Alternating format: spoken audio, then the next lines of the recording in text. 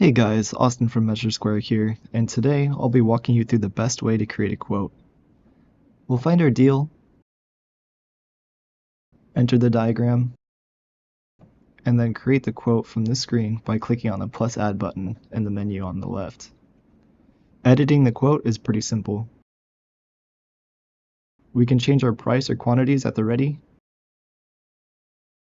change taxes or add discounts, as well as include any terms and conditions or notes for the customer.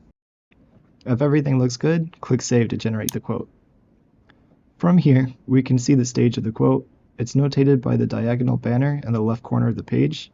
This will update when we send an email, when the email is opened, and when the customer agrees by attaching their signature from their email.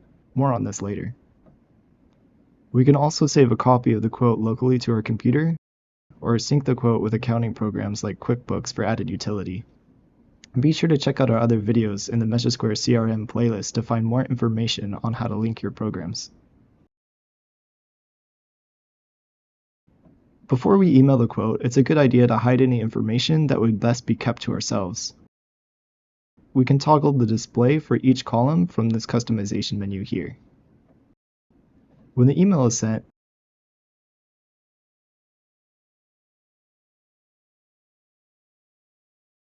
the banner updates and we wait for the customer.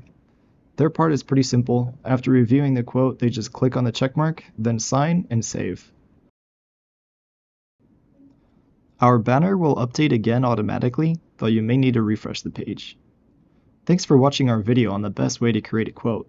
If you enjoyed the video, please remember to hit your favorite buttons down below and join me in the next one where we'll create an invoice for an approved quote.